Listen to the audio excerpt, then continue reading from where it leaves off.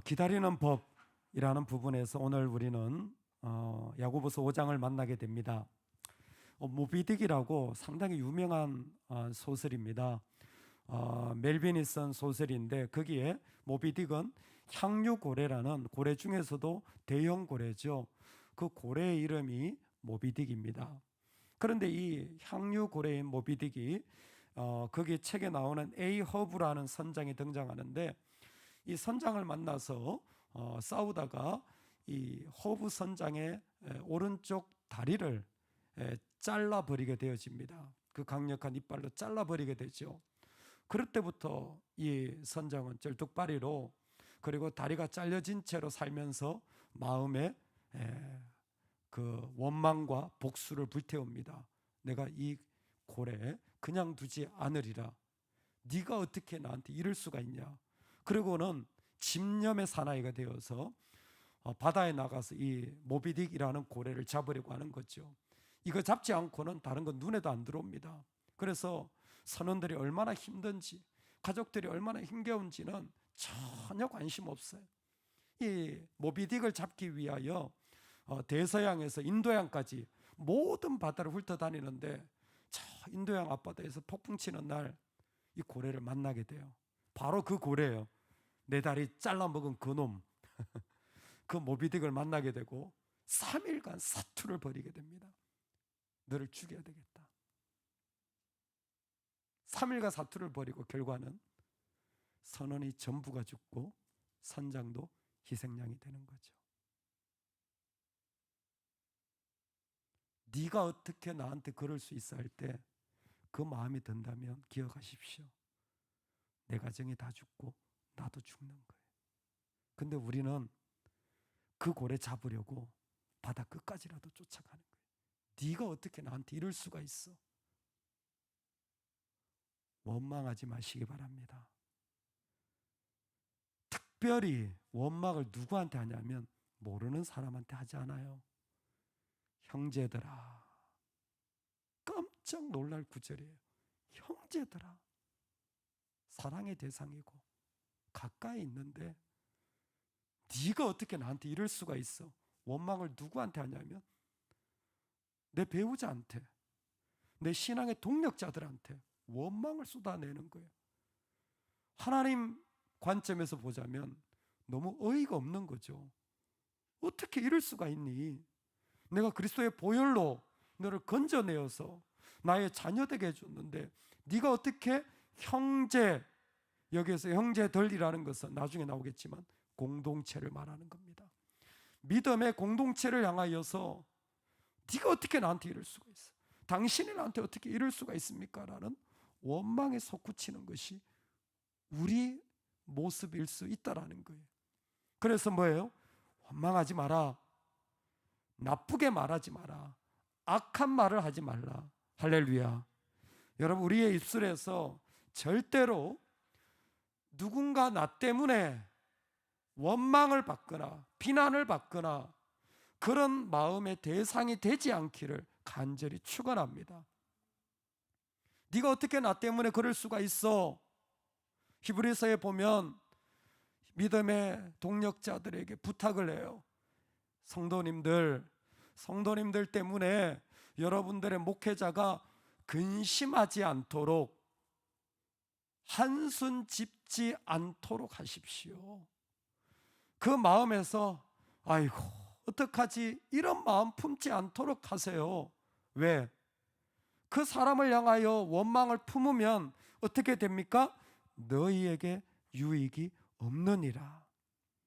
그들이 신음할 때, 즉 근심하고 그 마음으로 말미암아 힘들어할 때 그것은 정작 나를 죽이는, 나한테 아무런 베너핏이 없다라는 거예요.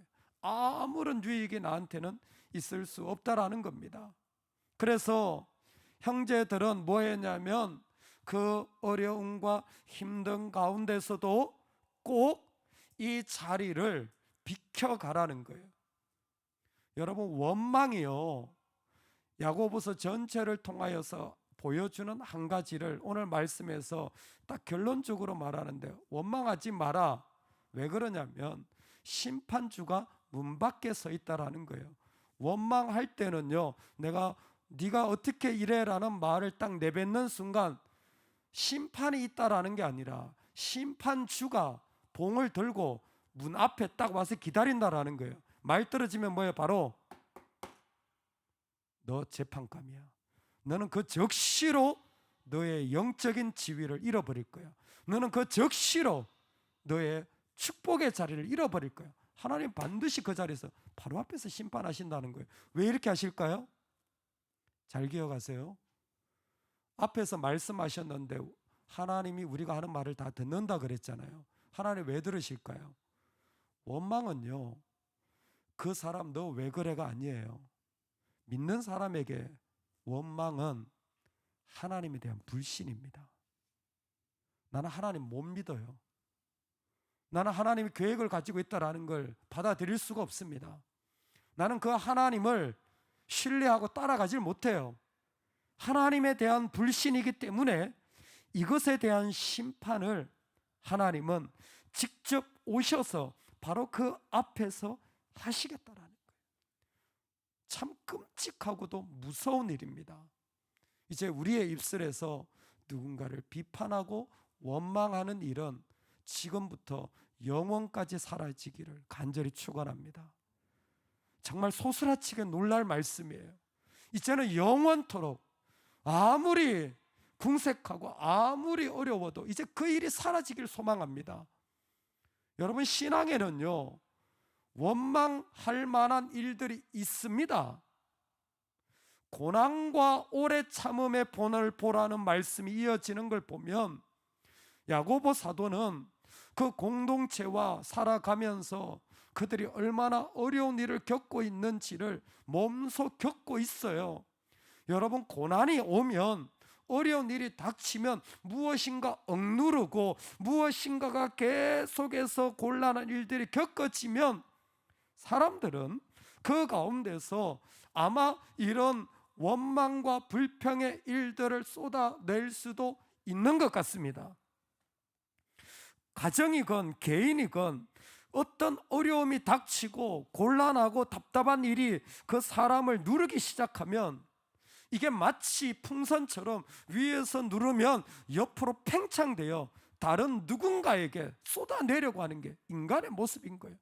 그게 악하기 때문에 그런 모습일 수도 있습니다. 그게 잘못되었기 때문에 나도 힘들어서 그럴 수도 있는 것 같습니다. 느헤미야가 성벽을 세우잖아요. 여러분, 성벽 며칠 만에 세우죠? 며칠 만에 세우죠? 52일 만에 세우잖아요. 52일 만에 성벽을 세우지만 사실 52일 동안 남자들은 뭐 했냐면 전부 다 성벽 짓는 일만 했어요. 남자들은 전부 다 성벽 짓는 일만 했어요. 그랬더니 느헤미야에서 보면요, 아내들과 백성들이 다투었더라라는 말씀이 나와요. 왜 그러냐면 상황이 다 남자들은 성벽 세워야 되는 상황이고 아내는 남편이 떠난 뒷자리에 땅도 없고 곡식도 없는데 애들을 먹여 살려야 되는 상황이에요. 상황이 그래요. 누가 일부러 그런 게 아니라 그럴 수밖에 없는 일들이 벌어졌는데 뭐예요? 너무 힘든 거예요. 아니, 성벽 공사도 좋은데 애 새끼 밥은 먹여야 될 거 아니냐. 우리 살 집도 없는데 성벽만 건축하면 어떠냐 아시죠? 집 건축하지 않고요, 성벽부터 지은 거예요. 그게 느헤미야가 한 일이에요. 그러니까 우리는 밤에 비 오면 그 추운 데서 어디서 자라고, 하루 이틀이지. 견디다 너무 힘드니까 불평이 터져 나온 거예요. 참. 부인들의 불평이 충분히 불평할 만하잖아요. 그랬더니요, 그 불평이 계속 이어지는 겁니다. 우린 포도원 하나 없는데요. 우리는 거기서 살아가면서 무엇 하나 선한 것 하나 없이 여기에서 지금 살아가고 있는데요. 곡식을 얻을 내 집이 없고 내가 살아가던 땅이 저당 잡혔고 심지어 자녀들이 종으로 팔려나가기 시작하는 일들조차 일어나면서 비극적인 일들이 공동체에 허다하게 일어나기 시작하는 그 일들이 점점 많아지는 거예요.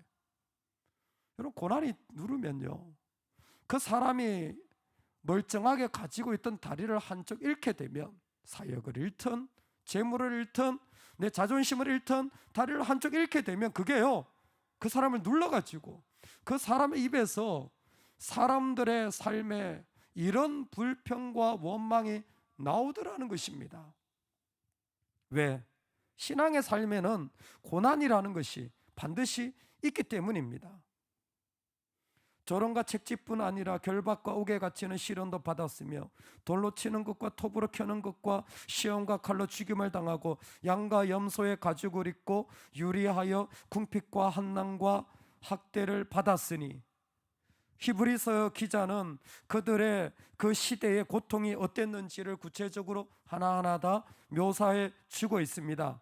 그런데 이때에 부탁하는 것이 무엇이냐면, 만약 불평하고 원망할 일이 있다면 그거 절대로 말하지 말고 뭐하라? 인내하라. 오래 참으시기를 주의 이름으로 축원합니다. 오래 참으실 수 있는 실력이 있기를 소망합니다. 인내해도 괜찮은 영성이 있기를 주의 이름으로 축원합니다. 오늘 이 밤에 하나님 우리에게 도전하시는 질문이고 우리가 하나님 앞에 물어봐야 할 도전이 이겁니다. 나에게 누군가 누르고 억압하고 부당하고 힘든 일들이 겹칠 때 나는 얼마나 오래 참을 수 있는가? 1년? 5년? 10년? 30년? 얼마나 오래 참으실 수 있으시겠습니까? 오래 참으라는 것, 오래 참으라는 것이 우리의 부르심인 것입니다. 우리 다 같이 오늘 주시는 말씀 10절과 11절을 다 같이 한번 읽겠습니다. 시작.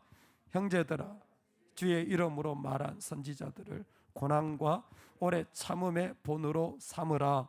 보라, 인내하는 자를 우리가 복되다 하나니 너희가 욥의 인내를 듣고 주께서 주신 결말을 보았거니와 주는 가장 자비하시고 긍휼히 여기시는 이이시니라. 아멘. 아멘. 원망의 자리에 하나님의 선포하신 말씀이 뭐냐면 복의 자리가 있다라는 거예요. 고난이 없는 게 복이 아니죠.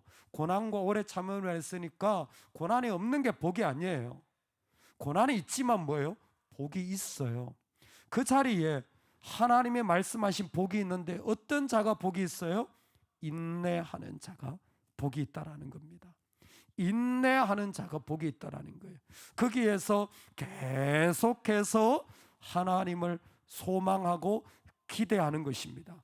계속해서 하나님을 기다리는 게 크리스찬의 인내예요. 하나님의 때가, 하나님의 역사하실 그 때를 소망하면서 우리는 살아가는 것이 우리 삶의 부르심인 줄로 믿습니다. 그런데 이 인내를 구체적으로 오늘 말씀에서는 욥의 인내라고 했어요. 욥기를 전체를 다 보면 좋겠지만 욥의 인내가 무엇입니까? 욥이 자신의 건강도 재산도 자녀도 집도 다 잃어버린 그 엄청나게 누르는 상황들이 계속 이어질 때 욥은 어떻게 했습니까? 그의 삶이 쉽지 않았어요. 그것을 설명하려는 수많은 사람들이 있었습니다. 그런데 욥은 고난을 당하고 힘들었지만 한 가지 특징이 있어요. 그것이 무엇이냐면 그 힘들고 어려운 상황에도 그는 하나님께 밀착해 있었다라는 것입니다. 그의 마음에도 원성이 나오고 그의 삶에도 의심이 생기고 차라리 내가 엄마 뱃속에서 태어나지 않았더라면 할 후회 같은 일들이 그의 마음에도 가득했지만 욥은 뭐예요? 하나님께 밀착해 있었다라는 거예요. 내가 고난을 받을 때 인내하는 사람들은, 믿음의 인내를 하는 사람은 어떻게 하는 줄 아세요? 힘들수록 그 사람은 하나님께 붙어 있어요. 그 사람 철저히 하나님께 붙어 있어요. 더 하나님께 기도하고 더 예배하고 더 하나님을 섬기는 자리로 나아갑니다. 할렐루야. 우리 욥의 인내의 복을 우리가 누릴 수 있기를 소망합니다. 더 하나님께 밀착해 가는 거예요. 내가 알기에는 그가 고난을 당하는 중에 한 고백입니다. 내가 알기에는 나의 대속자가 살아계시니 마침내 그가 땅 위에서 서실 것이라. 내 가죽이 벗김을 당한 뒤에도 내가 육체 밖에서 하나님을 보리라. 내 눈으로 그를 보기를 낯선 사람처럼 하지 않을 것이라. 아멘. 너무 표현이 놀랍지 않습니까? 고난당할 때는요, 하나님이 낯설어요. 이분 왜 이러시지? 하나님 뭐하고 계시지? 근데 욥은 반대예요.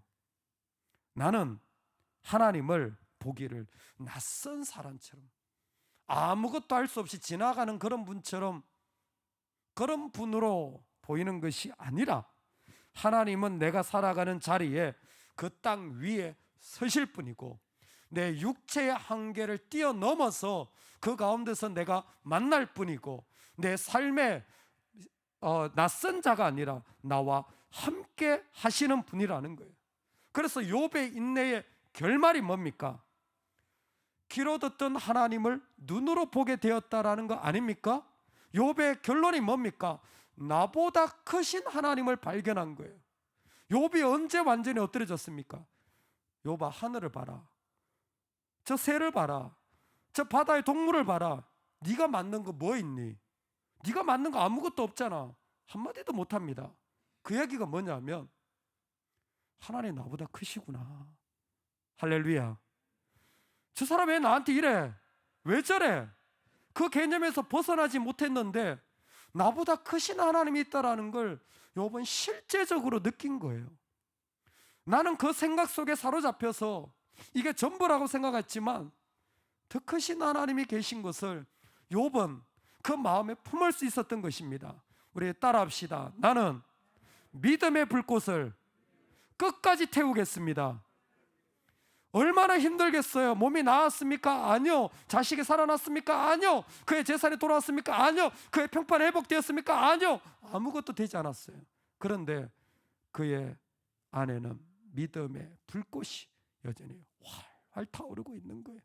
그 하나님을 보게 된 겁니다. 그 하나님을 고백하게 된 거예요. 그게 욥의 인내예요. 고난받을 때 있잖아요, 믿음의 불꽃이 살아있으시기를 주의 이름으로 축원합니다. 어려움 당할 때 있잖아요, 오히려 그때에 더 하나님 앞에 믿음의 불꽃이 더 일어나는 자가 되기를 소망합니다. 그 사람이 복돼요. 그 사람이 복돼요. 그래서 너희가 욥의 결말을 보지 않았니? 크신 하나님을 보게 되죠. 어떻게 났습니까? 그제서야 욥이 회복되는 거예요. 그제서야 욥이 회복되는 거예요. 여밈이, 그시야, 게렙 합북 딸들을 하나님 앞에서 받게 되어집니다. 사실 다 새로워진 것은 아닙니다.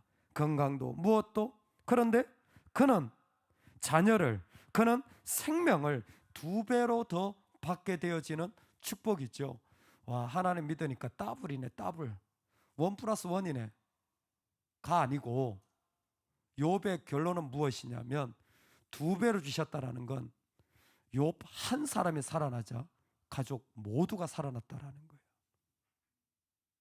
한 사람이 믿음의 불꽃을 잃어버리지 않자 죽었던 모든 자들이 살아나게 됐다는 거예요. 그게 복입니다. 한 사람이 그 억누르는 고난 가운데도 내 믿음의 자리, 내 믿음의 불꽃을 잃어버리지 않자 그 공동체 전체가 회복되어져서 하나님 앞에 나가게 된 거예요. 너무너무 다르지만, 너무너무 그 가운데 이해할 수 없지만, 하나님의 사람들 가운데는 믿음의 불꽃이 조금도 사라지지 않고 활활 타오르더라는 거예요. 17세기 믿음의 영웅이었던 조지 위필드와 존 웨슬리는 사실 교리적으로 정반대에 있는 사람이나 마찬가지입니다. 위필드는 칼빈이안이고 칼빈주의를, 웨슬리는 알미니안이에요. 칼빈주의는 오직 믿음이에요. 알미니안은 믿음 플러스 행위입니다. 기본적인 교리 자체가 달라요. 성도님들은 잘 모르지만 신앙을 공부한 사람들은 조금만 알면 얼마나 다른지를 알아요. 근데 두 사람이 친구예요. 어느 날 한 제자가 물었대요. 위필드 선생님, 만약 천국에 간다면 웨슬리 선생님은 어디에 계실 것 같습니까? 어느 정도 되실 것 같습니까? 두 사람 다 대단한 부흥사니까 웨슬리 선생님 어느 정도 될 것 같습니까? 그때 휘필드가 대답했대요. 우리는 그 사람을 못 볼 거라고. 그 사람을 못 볼 거라고. 그때 제자가 이렇게 알아들은 거예요.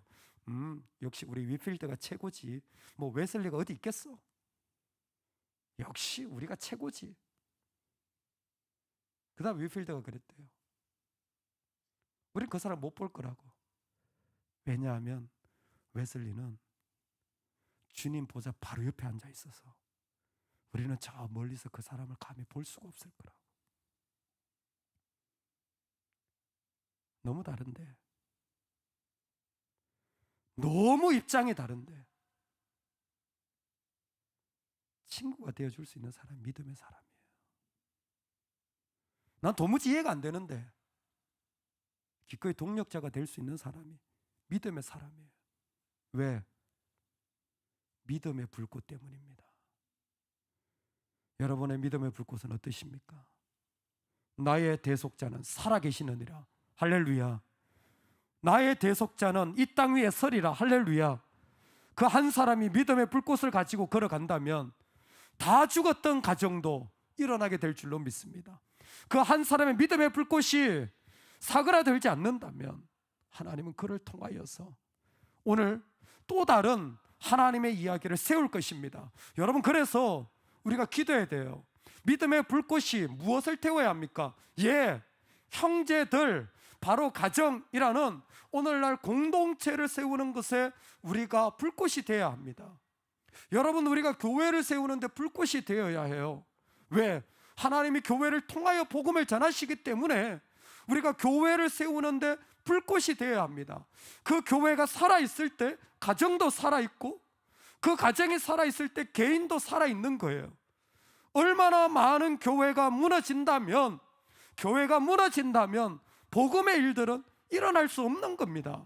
예배가 없는데 어떻게 살아날 수 있단 말입니까? 어떻게 기도가 없는데 그 가운데 하나님이 영광 받으시는 자리가 일어날 수 있단 말입니까? 오늘 우리에게 교회는요, 터툴리안의 말처럼 신자의 어머니입니다. 거기에서 내 젖줄을 받아가지고 내가 먹고 사는 거예요.